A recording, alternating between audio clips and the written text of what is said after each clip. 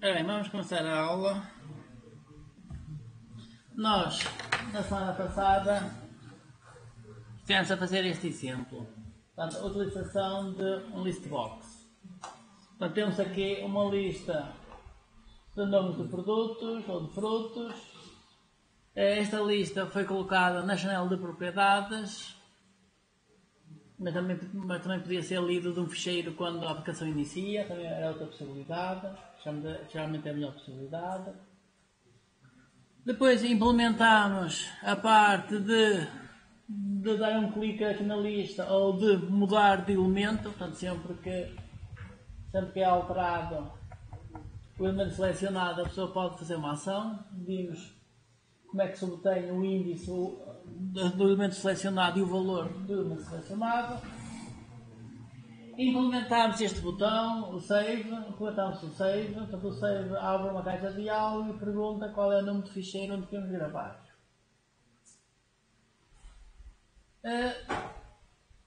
Implementámos aqui de uma forma simples o load, portanto vamos ler um ficheiro e atualizar esta list box. Portanto, no load, agora vamos adicionar a possibilidade de ter uma caixa de diálogo para escolher o nome do ficheiro, portanto isto falta. Portanto, se o usuário cancelar, ele mostra uma mensagem e não altera nada. E depois vamos fazer mais estas duas alterações, que é adicionar uma caixa de texto, adicionar um botão, depois escreve aqui o nome de um fruto, qualquer coisa, ele vai adicionar o nome do fruto ao fim da lista. Portanto, vamos fazer isto e depois temos a matéria diferente. Então vamos para o link e vamos avançar na matéria. Portanto, para já, botão load, vamos abrir a caixa de diálogo para escolher o nome do ficheiro e ler então este ficheiro escolhido aqui na caixa de diálogo. E depois as últimas duas coisas é simples, uma caixa de texto e um botão para adicionar aqui elementos à lista.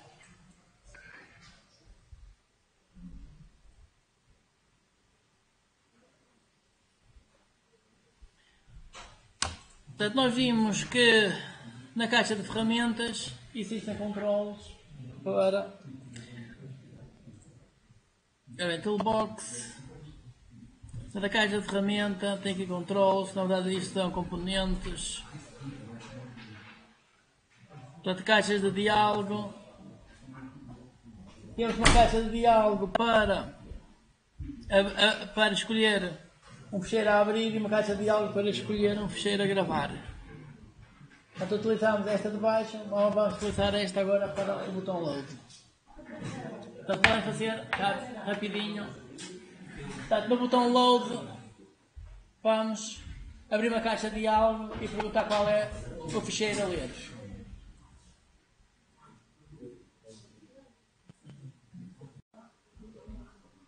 Ora, o botão load. Sim. E sim, já vou tirar. Aqui. O botão load. O botão load, portanto, inicialmente tínhamos uma string fixa, não fixo. E agora vamos fazer isto. Chamar o método para pedir ao utilizador o nome do ficheiro. Portanto, é semelhante ao que se pedia para gravar um ficheiro. Se o resultado for diferente de nulo, portanto, quer dizer que é para gravar o ficheiro, então grava-se o ficheiro. Caso contrário, se o utilizador cancelou, podemos dar uma mensagem a dizer que encontrou aqui um erro e isto foi cancelado. Portanto, isto é o handler do clique no botão load.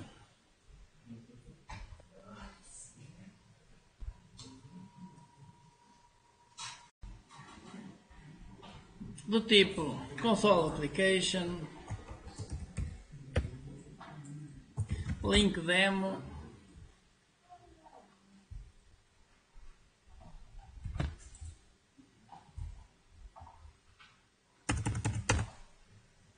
e temos um programa que funciona tipo uma janela da MS-DOS.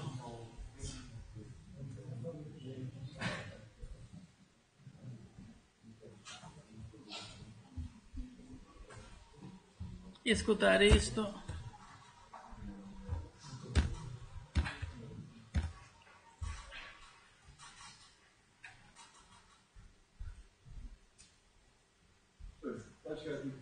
Sim, sim.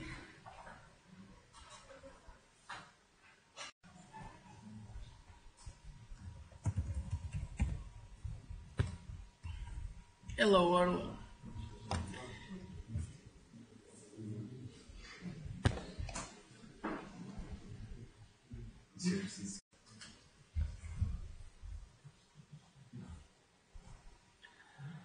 Portanto, o método estendido é um método que está numa classe estática, o método é estático, o primeiro parâmetro tem que levar o viso e é a classe que vai ser estendida.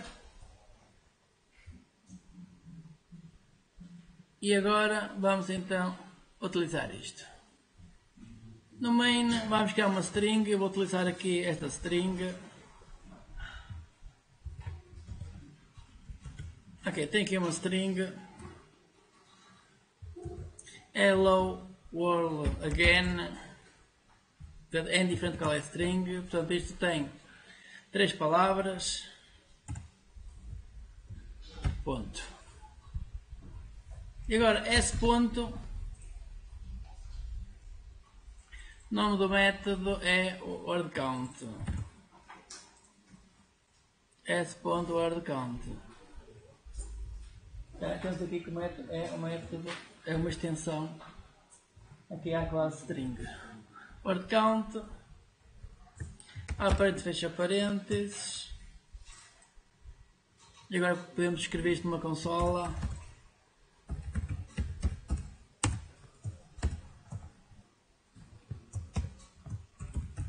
Número de palavras.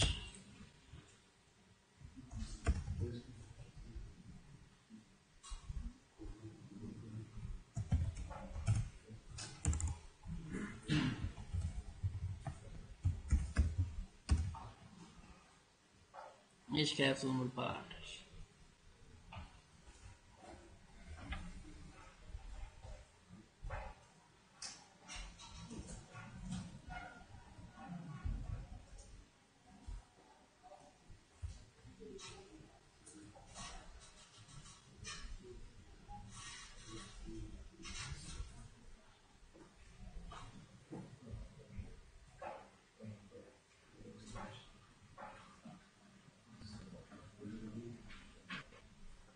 Portanto, como era esperado, o número de palavras é 3.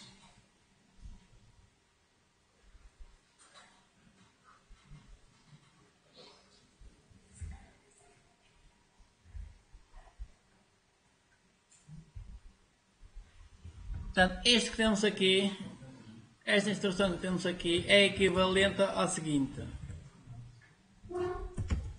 String.format, parênteses. Portanto, eu até vou colocar isto. String res toma o valor de isto. Isto, fecha ponto e vírgula, e aqui colocava o res. Portanto, eu numa linha fiz o equivalente a isto. Ok?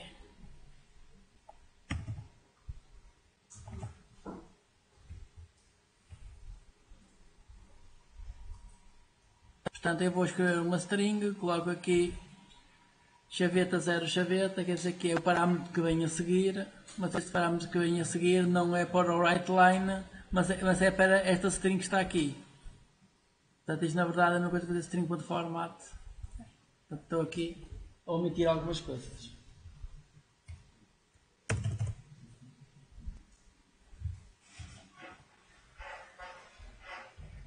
Isto é uma coisa que, se vocês fizerem string s dão a valor de aspas numa coisa qualquer, isto na verdade não é mais do que fazer string s dão a valor de new string, dá parênteses e envia-se o que for necessário. Portanto, isto são umas simplificações que temos.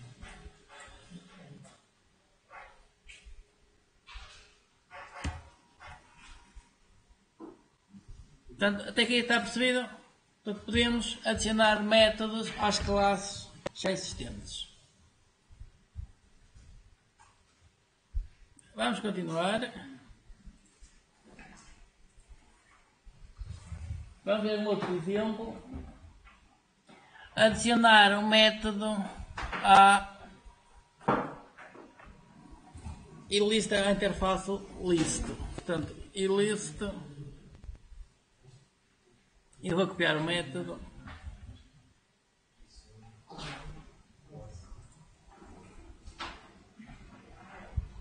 E vou colocar o método aqui.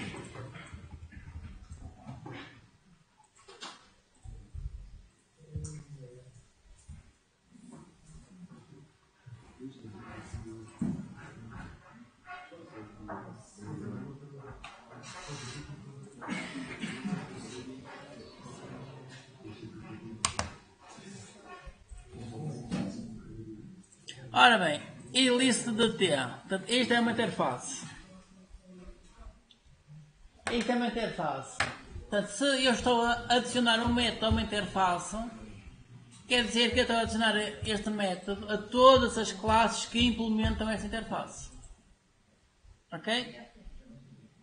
Portanto, aqui eu não estou a adicionar um método específico a uma classe, mas a uma interface. Quer dizer que estou a adicionar um método a todas as classes que implementam esta interface.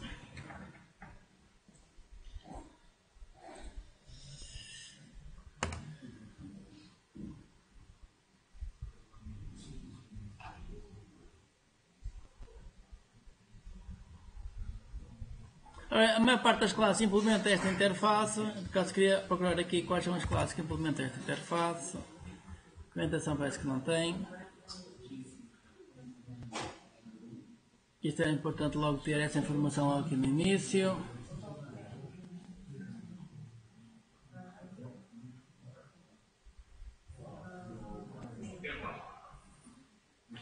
A interface e list.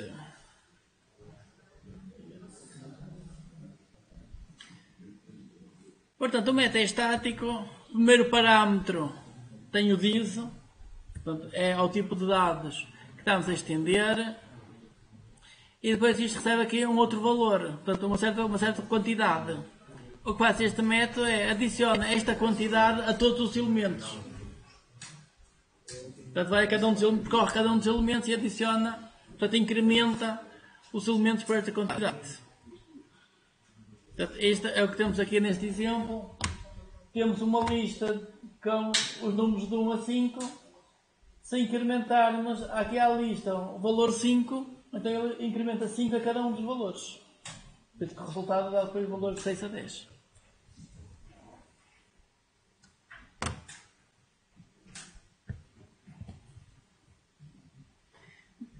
Ora bem, eu já copiei o método, vou só experimentar agora. Vamos aqui criar um array list.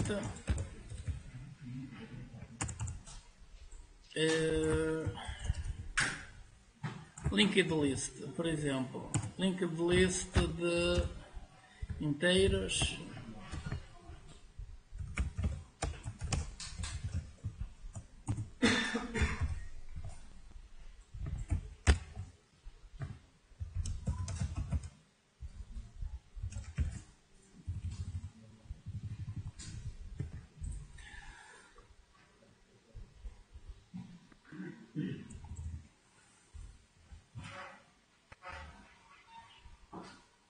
Linked list inteiros.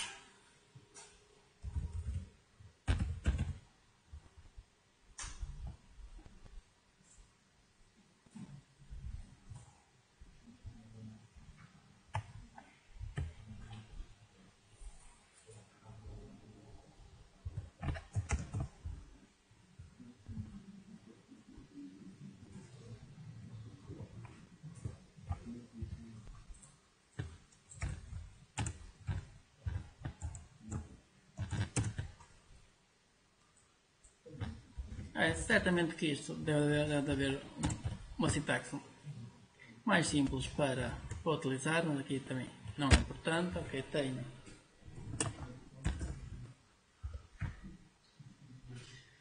tenho 3 elementos adicionados.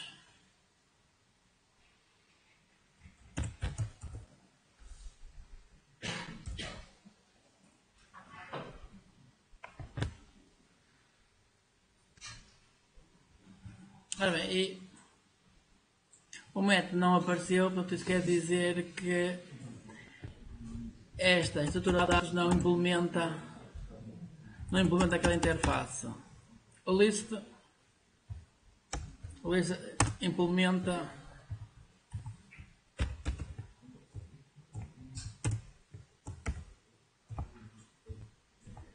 add range, vamos aqui ver enumerable collection.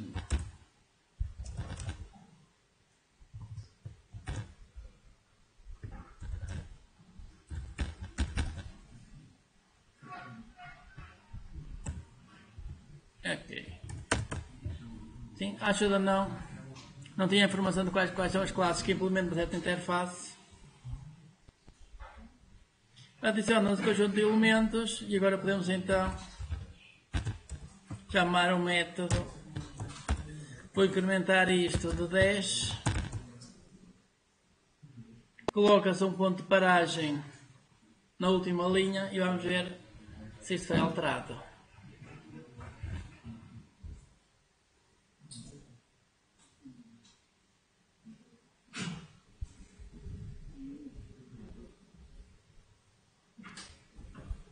Ok, temos aqui a variável e temos os valores alterados.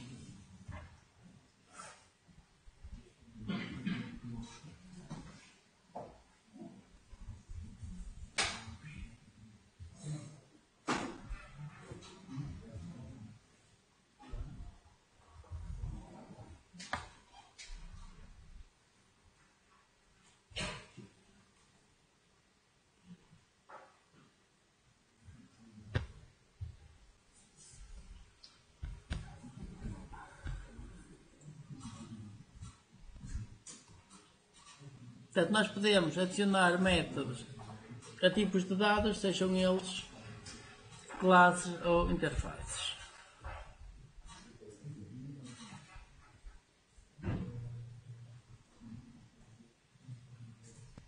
Vamos avançar e vamos ver o próximo tema.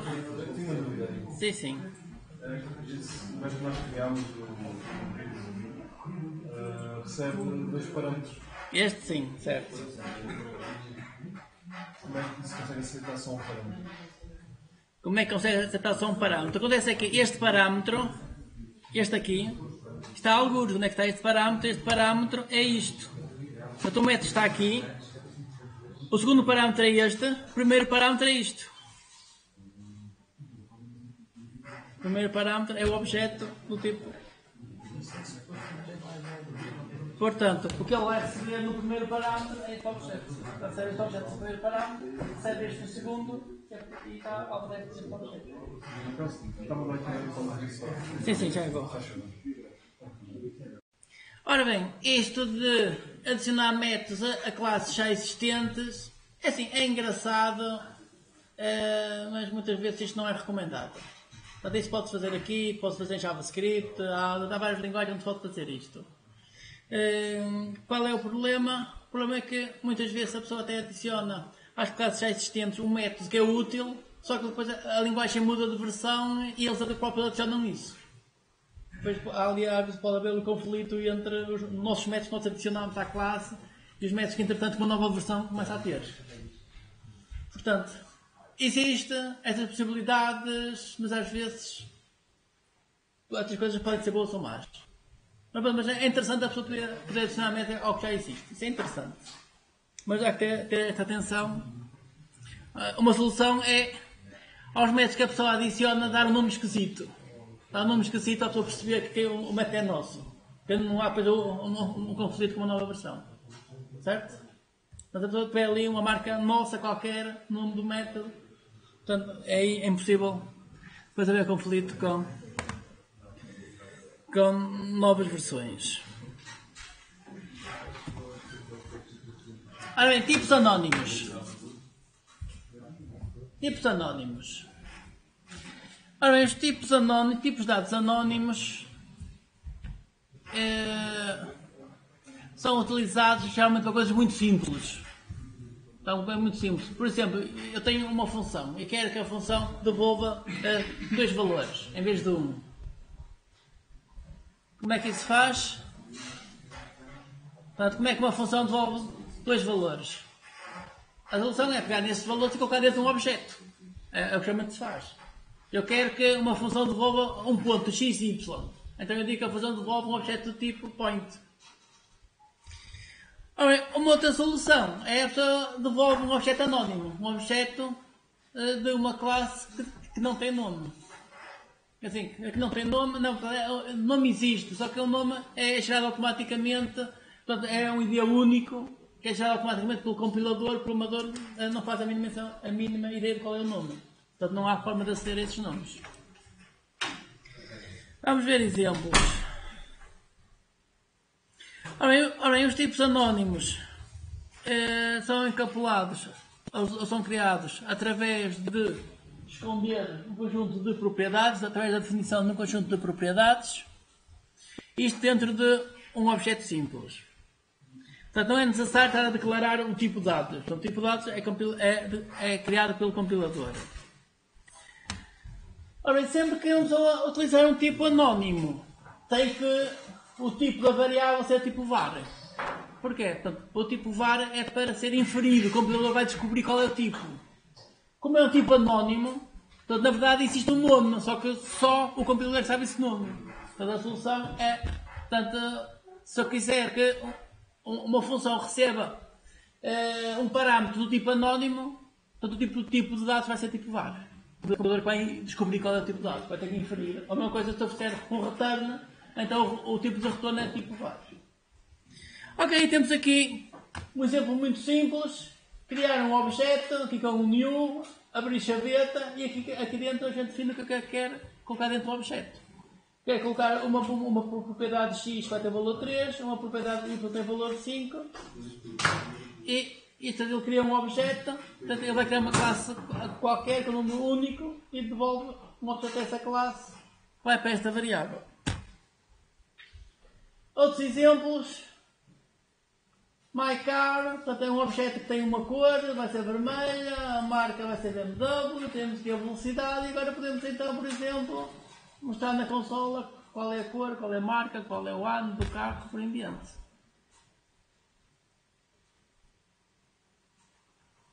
Ora, aqui é importante perceber que portanto, os tipos anónimos são classes que derivam do object e automaticamente estes métodos são redefinidos. Portanto, o próprio compilador, quando cria essa classe, automaticamente redefine esses métodos. O método equal, getHashCode e o método string. Portanto, isso quer dizer que se eu fizer a comparação de dois objetos do tipo anónimo, ele vai verificar o conteúdo interno lá dentro. Um exemplo. Um objeto P que tem o valor x é 3, y é 5. Um objeto Q tem o valor x3, y é 5. Portanto, o conteúdo interno é o mesmo dos objetos. Portanto, eles estão em endereços diferentes, mas o conteúdo é o mesmo. Ora, aqui uma nota que diz que o operador igual e o operador diferente, portanto, não são redefinidos. Portanto, se eles não são redefinidos, estes operadores existem onde? Na classe Object. Estes operadores na classe Object, o que é que fazem? Olham só para as referências, ver se as referências são iguais. Portanto, isso é o mesmo objeto. Portanto, verificar se os objetos são iguais, com o operador de igualdade está falso. São objetos diferentes, endereços de memória diferentes. É isso que faz o operador de igualdade e eu também depois aqui a negação dele, portanto está falso porque os endereços de memória são diferentes. Verificar se um objeto é igual ao outro já dá a verdade. Mas aqui, portanto, o método equal é criado pelo compilador. Qualquer próprio compilador é que vai criar, redefinir aqui estes métodos, então estes métodos funcionam. Portanto, estes métodos funcionam para tipos anónimos. É assim, e de uma forma geral, sempre que falarmos de tipos anónimos, estamos a falar de coisas muito simples. Portanto, senão a pessoa quer criar classe, quer dizer, a pessoa só utiliza tipos anónimos quando for assim, coisas muito simples. Eu quero um método que receba uns valores, ou um método que retorna assim um conjunto de valores. Para a pessoa não estar a especificar esse tipo, pode utilizar tipos anónimos. Mas isto é mais uma coisa que existe, mas não é das coisas mais utilizadas. Ainda mais utilizada é funções anónimas. Funções anónimas, isso sim, é importante. E é isto. Lambda Expressions. Lambda expression ou função anónima. Portanto, o que é isto? Isto é uma função anónima. Ora, o que é uma função anónima? Vamos aqui ao compilador. Criar aqui uma função. É indiferente se é public. Para public, int, soma, há parênteses. Eu vou começar com o mais simples. Incrementar. Inc.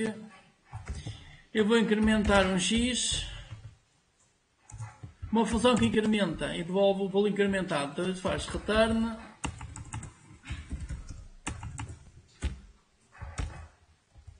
X mais 1. Fugiu porquê?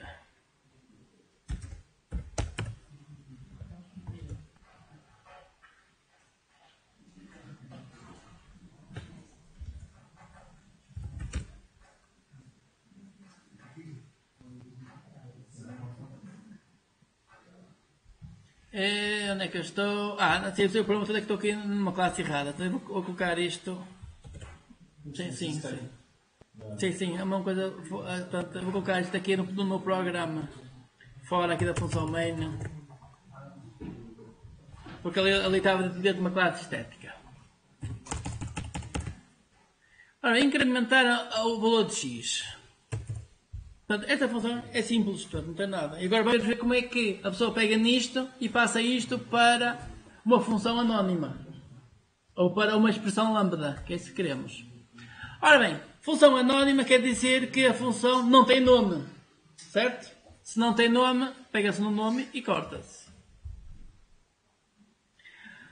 Ora bem, como nas funções anónimas, de uma forma geral, a visibilidade também não interessa, a visibilidade também posso apagar a visibilidade. O tipo de retorno, isto pode ser inferido. Se o tipo de retorno pode ser inferido, eu posso apagar. Ora bem, a variável x é tipo int, mas isso o computador também descobre, portanto também posso apagar. Mas é esse o interesse das... as funções anónimas são interessantes por isso. Porque fica coisa pequenininha. Ora bem, chavetas, em princípio também não preciso de chavetas, também posso apagar as chavetas. O return, também, em princípio também não preciso. Eu posso colocar em alguns casos, vamos ver exemplos. Uma função anónima é uma coisa tipo esta. Eu sei que recebo uma variável x e devolvo um x mais 1. Portanto, não preciso mais nada. Portanto, a função que estava ali pode ser traduzida para isto. E vou andar para trás.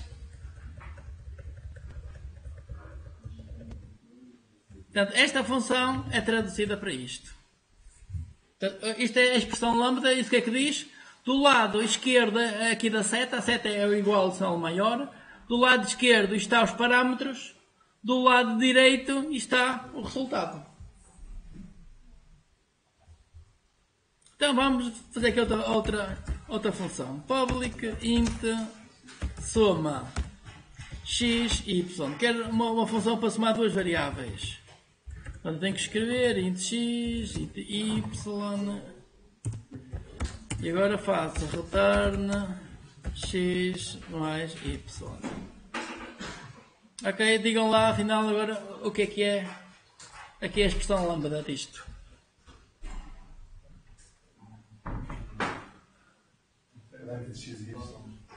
Entre parênteses x e y, setinha, x mais y. Está correto, é isso. Portanto, sempre que ouvirem falar de a expressão lambda, não é nada do outro mundo. Atenção. Portanto, isto é uma função anónima, uma função sem nome, onde, de uma forma geral, os tipos podem ser inferidos. Os tipos de dados podem ser inferidos.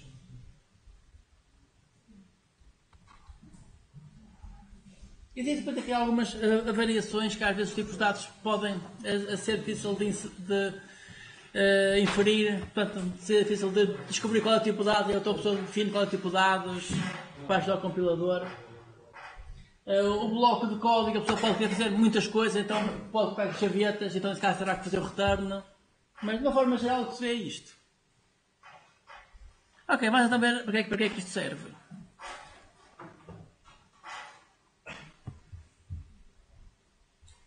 Portanto, as expressões lambda utilizam este operador igual maior. Do lado esquerdo ficam os parâmetros de entrada, do lado direito fica a expressão do resultado. Exemplos.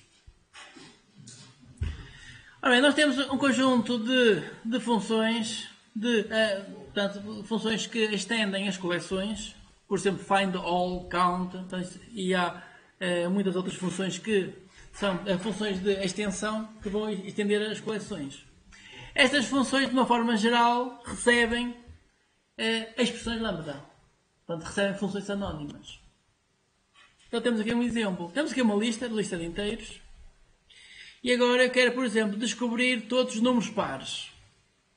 Então a função find all, o que é que faz? Vai percorrer toda a coleção, pega no primeiro elemento, vai chamar esta função, e esta função devolve um valor verdadeiro ou falso. Se a função devolver um valor verdadeiro, quer dizer que o elemento é para ser colocado no resultado. Se devolve um valor falso, então descarta o elemento. Então, isso que é que faz? Esta função devolve todos os números pares. Portanto, se o x for par, isto dá verdadeiro, então a função find guarda o x no resultado. Ok? Vamos experimentar isto. Isto utiliza-se o debug para isto, não precisa de muita coisa. Faz-se isto. E coloca-se um ponto de paragem cá em baixo para a pessoa verificar que isto tem todos os números pares.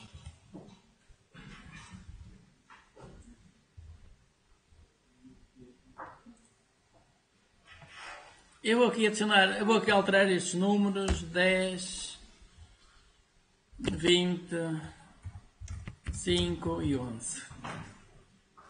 Portanto, eu vou alterar os números para adicionar mais alguns números.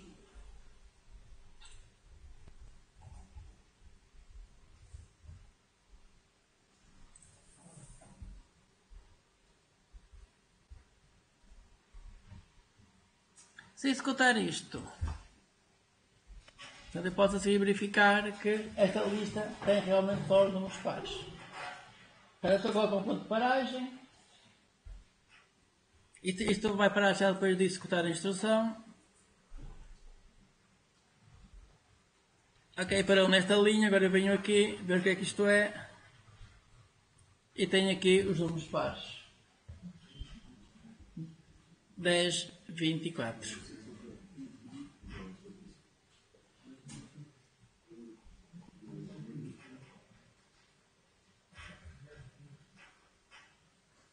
Portanto, coloca um ponto de paragem, quando ele parar, nesse ponto vão aqui à variável e veem qual é o conteúdo da variável.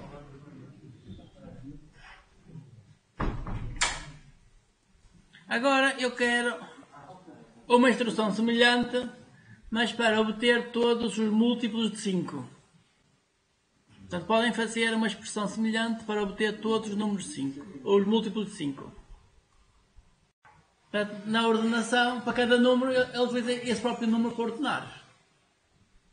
Aqui não tem nada especial, vamos ver isto a funcionar e ver o que é que isto dá como resultado.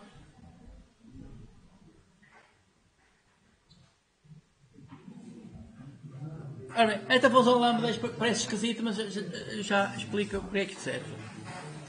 Order list, resultado, ordenou por ordem crescente. Ok? Este ordenou por ordem crescente.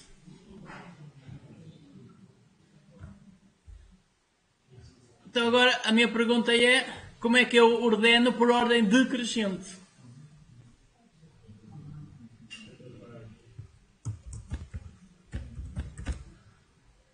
Agora eu quero a mesma coisa, mas quero ordenar por ordem inversa.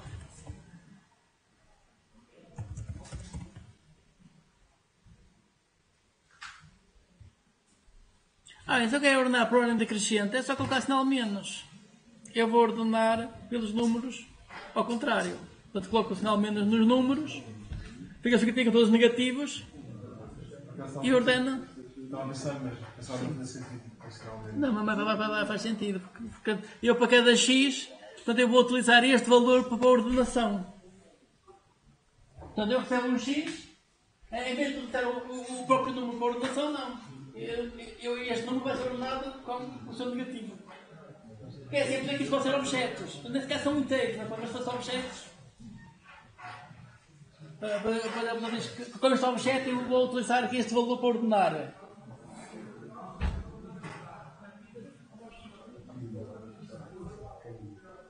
Sim, ok, mas isto se calhar não faz muita lógica à primeira vista, mas funciona.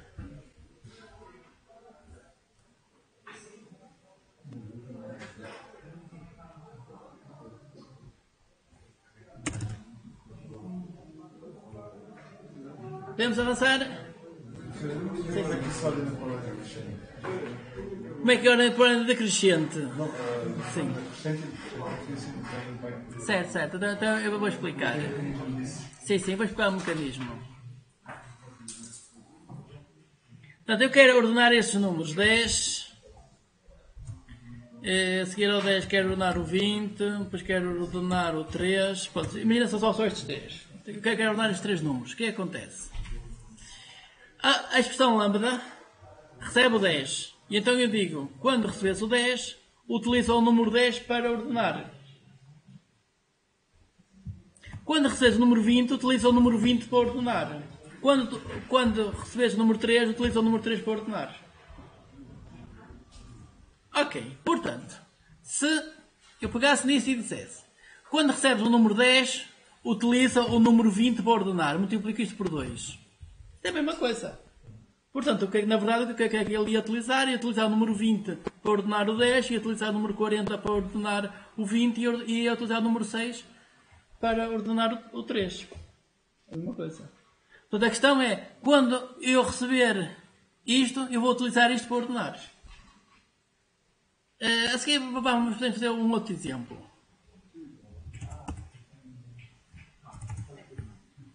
Então, vamos aqui criar uma nova lista. Uma lista um bocadinho diferente. Ora bem, lista de string. Esta lista eu vou chamar names.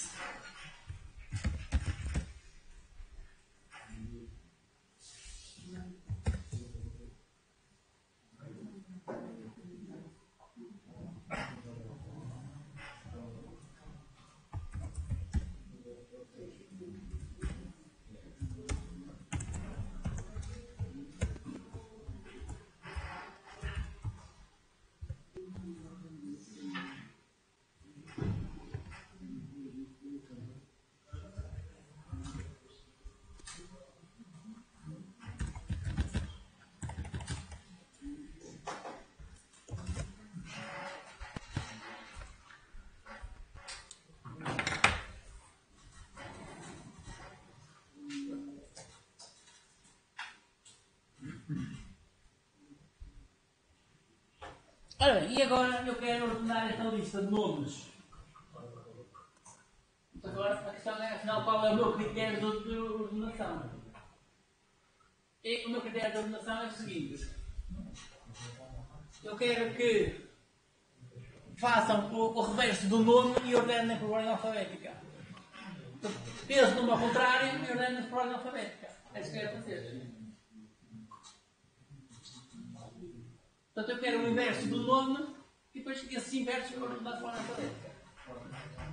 Mas o que vai ficar ordenado são estes nomes. Só que a ordem é o inverso do nome. Percebem o que eu quero fazer? Então vamos lá. Eu quero fazer uma coisa do género. Eu tenho este Joseph. Eu tenho isto. Então quero que ele passe isto para esta string. Ora bem, HPESOJ, ele pega nisto, ele pega no John, pega nisto e passa isto para NHOJ, sim, NHOJ, portanto ele vai ordenar estes nomes segundo este critério, segundo isto. Portanto o nome que vai ficar em primeiro lugar vai este. O H vem antes do N. Percebem? Portanto, eu quero ordenar isto, mas o meu critério é este.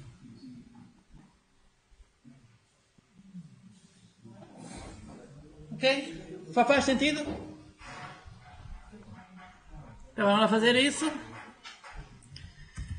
Names ponto order by, há parênteses, para cada x eu vou dar isto como x ponto inverse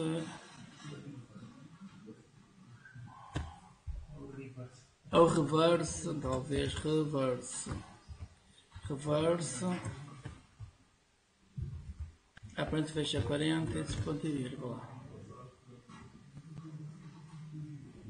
Portanto, trocas a ordem das letras ao contrário e é este o meu critério de ordenação.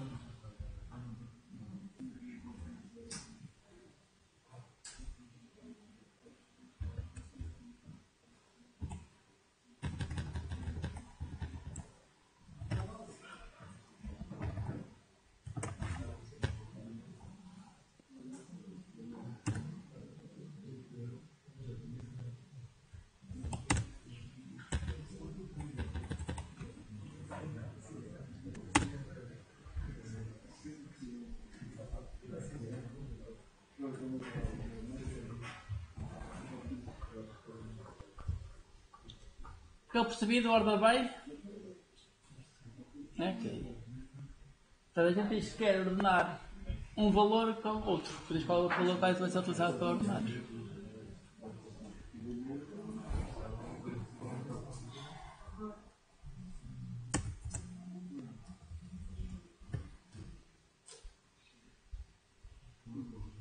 Continuar.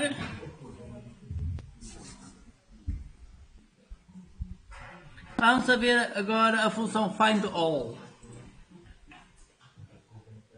A função findAll já tínhamos utilizado aqui, deixa-me lá ver. Visual Studio. Já temos aqui o findAll. Mas agora vamos ver o findAll, onde a expressão lambda é mais complicado. A expressão lambda é um bloco. Portanto, temos uma lista, a mesma, de números. E agora queremos procurar todos os números pares. Só que além de procurar os números pares, temos que mostrar os números pares na consola. Portanto, isso quer dizer que a expressão lambda é isto recebe um valor, recebe uma variável, e agora o resultado já é um bloco. Agora aqui no bloco podem fazer diversas operações e depois no fim estão a ter aqui o retorno. Ok? Portanto, se a expressão lambda tiver aqui um bloco muito grande, para tentar criar um bloco e tentar colocar aqui o retorno. Uma coisa é essas expressões simples e outra coisa é coisas que contêm várias instruções. Ora bem, delegates. Portanto, uma expressão lambda pode ser armazenada num delegate. Ora bem, um delegate é uma variável especial para guardar o endereço de memória onde está a função anónima. Onde está a expressão lambda. Ok? Portanto, é isso que temos aqui assim e vou copiar este código e vou explicar este código.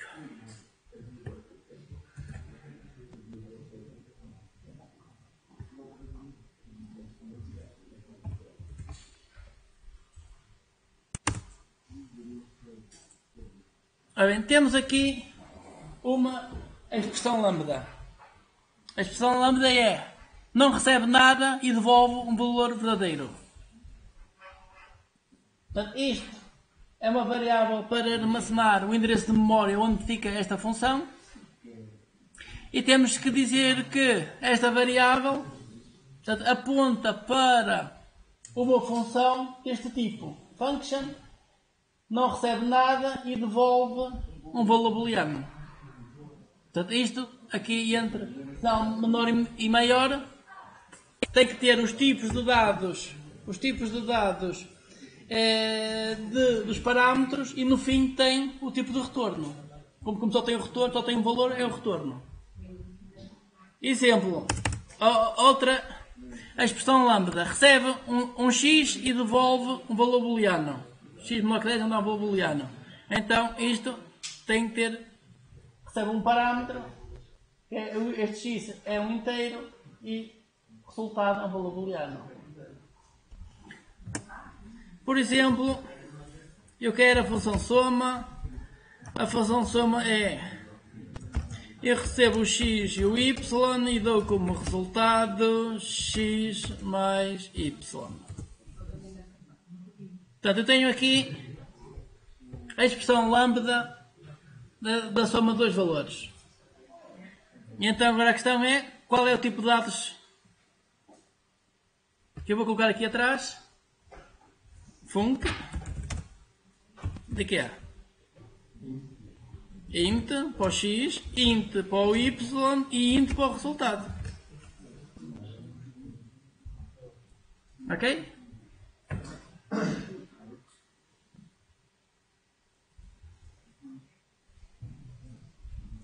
Se eu quiser chamar a função soma, então é só console, writeLine,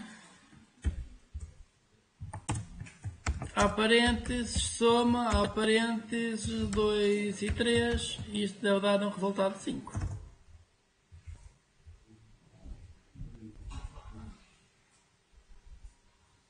Ok, então a chamar uma função lambda. Portanto, uma função anónima definida aqui por esta expressão lambda.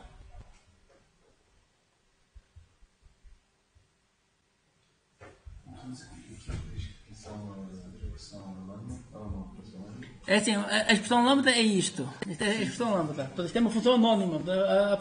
A expressão lambda é uma função anónima. Portanto, isto é Pode-se chamar pelo... Sim, portanto, isto é um delegate. Delegate é este tipo especial de variável que armazena o endereço de uma função. Portanto, e agora as funções podem receber como por parâmetro um delegate. Portanto, quer dizer que uma função pode receber por parâmetro outra função.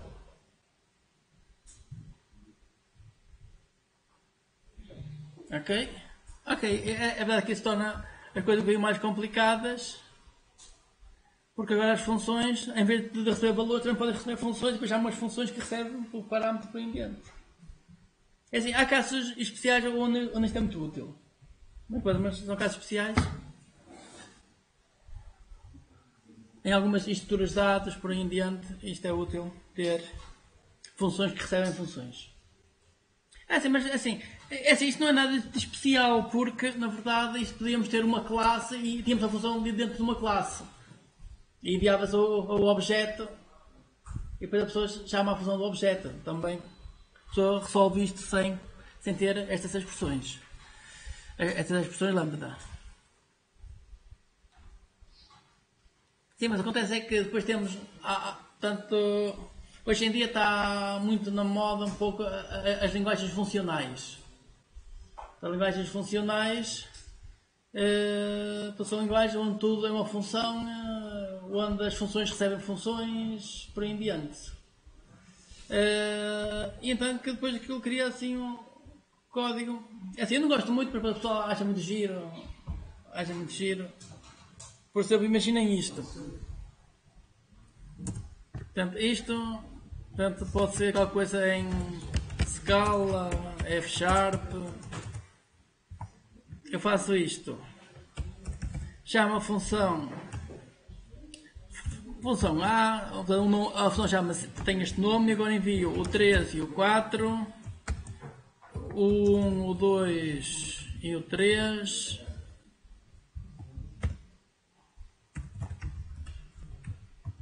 Ok, isto é totalmente válido numa linguagem funcional. Será que isto é interessante? É assim, não acho, mas o pessoal acha muito interessante isto. Assim, eu prefiro outras coisas, porque o que é que isto faz? Chama esta função e envia estes valores para esta função. Esta função vai dar um resultado, e o resultado é uma função. É uma função que está internamente definida dentro desta função. Depois, essa função então vai receber estes valores. Será como resultado de uma função que, por sua vez, envia-se isto para lá. Ok. Portanto, pessoal, gosta assim destas coisas às vezes um bocado esquisitas. Portanto, na verdade, portanto, isto era como isto é uma função, quer dizer que se isto fosse em C#, aqui a pessoa chamava a próxima função, dava o nome, depois chegava aqui, contava com um pontinho e agora fazia uma coisa com qualquer. Portanto, aqui em C# a gente fazia isto. Portanto, colocava aqui mais os nomes. Mas eles preferem esconder os nomes e depois têm funções anónimas que são devolvidas por aí em diante e dá expressões um bocadinho mais complicadas.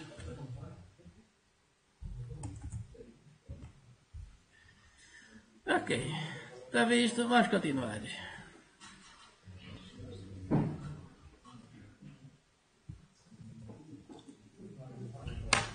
Portanto, podemos ter variáveis do tipo delegate, portanto, variáveis que guardam endereços onde são as funções.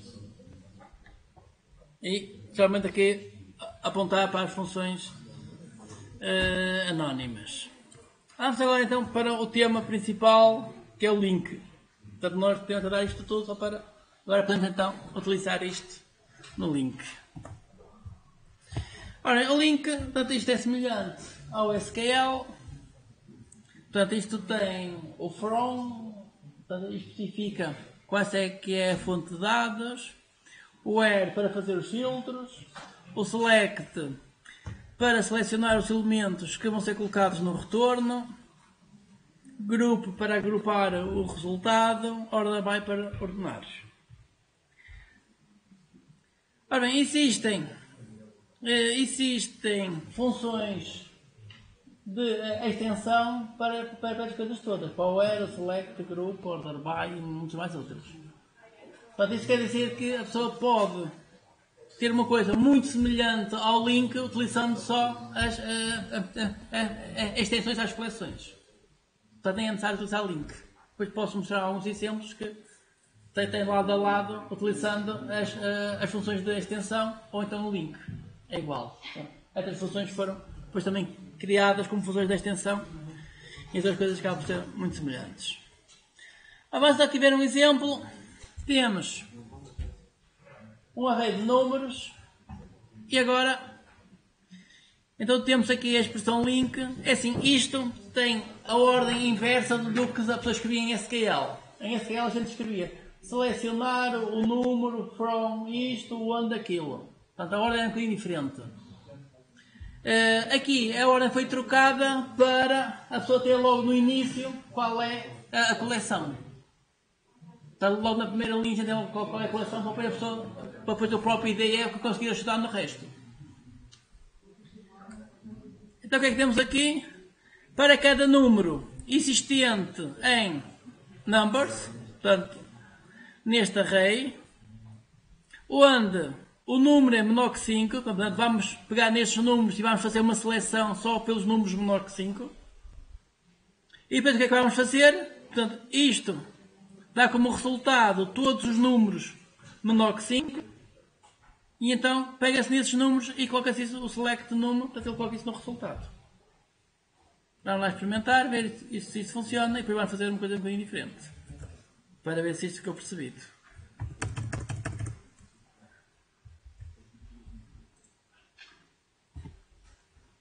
Portanto, para já, portanto, se eu aqui escrevesse uma variável que não existia, ele dava logo o erro, não é? Ele vai ter atenção que a variável não existe. Portanto, temos logo a vantagem que ele está a validar estas coisas. Se eu escrevesse mal o where, portanto aqui, portanto, começa logo a haver erros. Portanto, é uma coisa que, quando a pessoa está a utilizar a base de dados, a gente coloca tudo dentro de uma string, não há validação nenhuma. Aqui não. Aqui ele valida que a sintaxe está correta. É assim, geralmente as pessoas escrevem isto, se escrevesse tudo numa linha era a mesma coisa. Se escrevesse isto tudo numa linha é a mesma coisa. Portanto, isto não.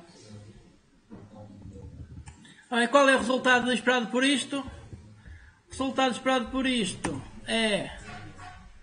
Portanto, todos os números menores que 5, portanto, que será o 4, 1 e o 3. 1, 3, 2 e 0. Todos os números menores que 5. Vamos ver.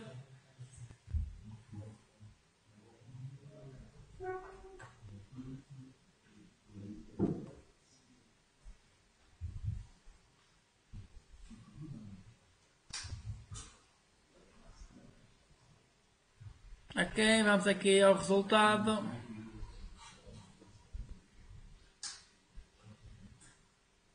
E temos aqui todos os números menores que 5. Ok?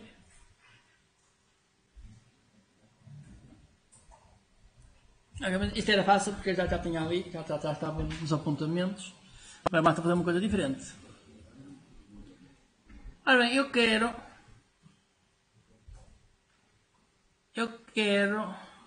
portanto, uma instrução, link, que vai me dar todos os números ímpares multiplicados por 2. Portanto, eu quero apanhar aqui todos os números ímpares, quero que dê como resultado esses números multiplicados por 2. Podem fazer isso. Portanto, todos os números ímpares multiplicados por 2.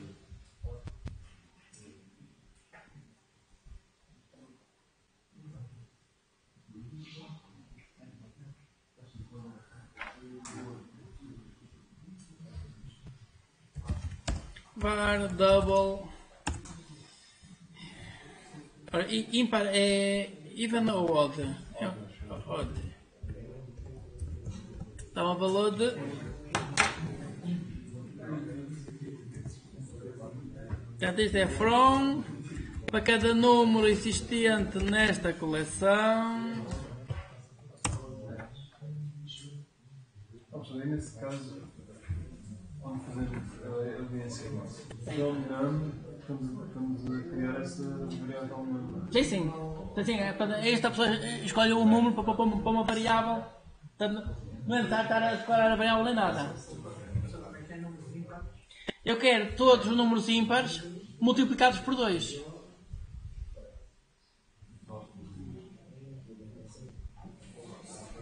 Para já vamos apanhar os números ímpares. Vamos ver o que é que seriam os números ímpares. Número resto da divisão por 2 é igual a 1.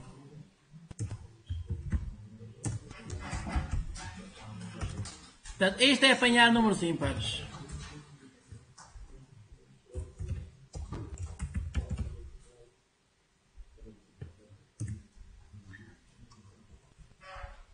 Só que agora eu quero os números ímpares multiplicados por 2. Portanto, ele vai apanhar o 5, o resultado será 10. É número vezes 2. Portanto, para cada resultado, em vez de colocar o resultado na saída, vamos colocar o dobro do resultado.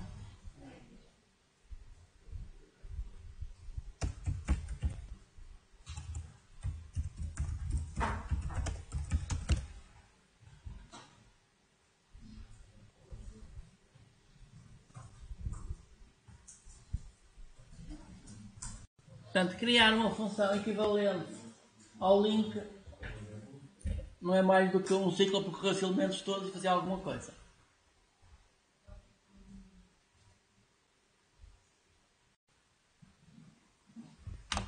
Portanto, numbers é este array de números.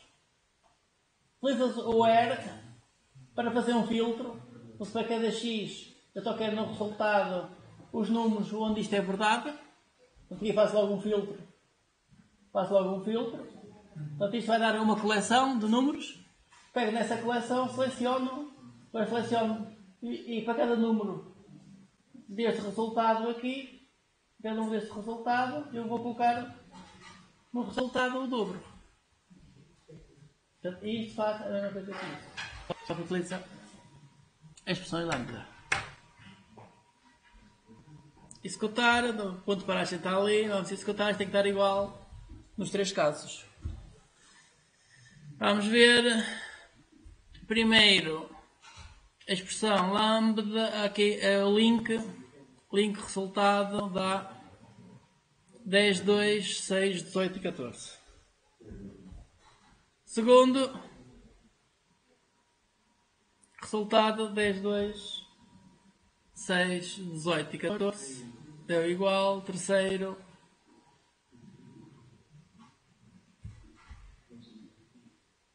deu por ordem diferente.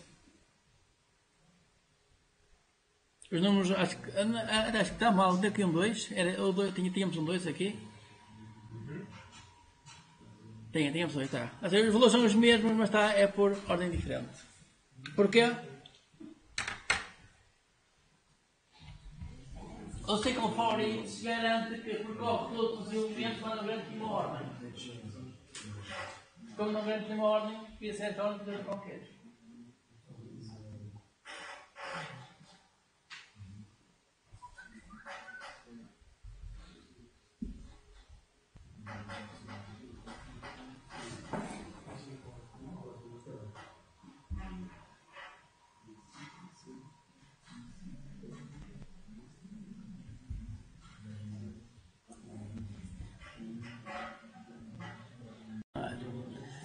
Ora bem, em termos de eficiência, utilizar link a utilizar. Sim, está parado. Então temos de dizer utilizar link ou utilizar as funções de extensão é a mesma coisa. Está implementado de forma semelhante. Agora, entre isto e o Cycle for Each, é assim, em princípio é semelhante, portanto, aqui neste caso é semelhante. O que acontece é que muitas vezes nós queremos percorrer uma coleção e fazer várias coisas. Então aqui no Cycle for Each a gente percorre uma coleção e faz várias coisas. Enquanto aqui tinha que ter várias instruções, que assim tinha que percorrer as coleções várias vezes. Certo? Portanto, às vezes, tanto o link como os métodos de extensão podem ficar lentos devido a isso. Porque a pessoa acaba por percorrer a equação muitas mais vezes. Portanto, há que ter atenção a isso, porque às vezes é mais fácil fazer um Cycle for Each, corre a coleção uma vez e vai fazendo.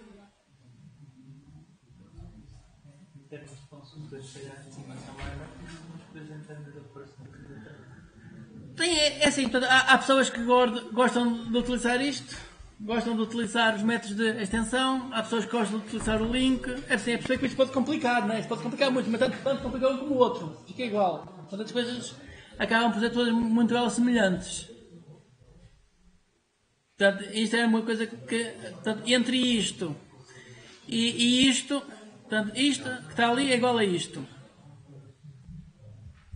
Portanto, isto é o que está aqui e isto que está aqui é o resultado.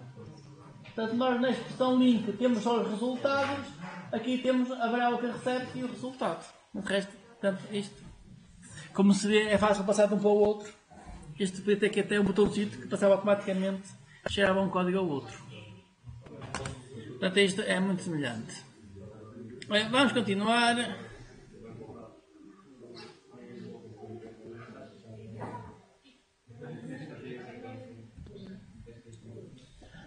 Portanto, a vantagem de utilizar esta linguagem link é que temos aqui um bloco e este bloco permite, portanto, a linguagem link permite utilizar sobre objetos, utilizar sobre bases de dados e sobre fecheiros XML. No futuro também sobre formatos JSON e outras coisas. Portanto, isto está a aumentar aqui a fonte de dados. Portanto, aqui a vantagem é que temos uma linguagem que é igual para independente dos dados. Para independente de qual é a base de dados, portanto, depois isto implementa-se estes pequenos blocos e implementa estes blocos do link para SQL, do link para outra base, do link para Microsoft SQL Server, para Oracle, para qualquer outra base de dados.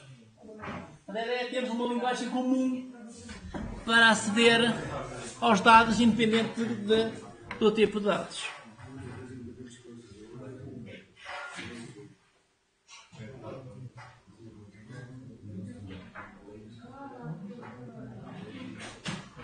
Ora bem, sim. Bem-vindo, stop.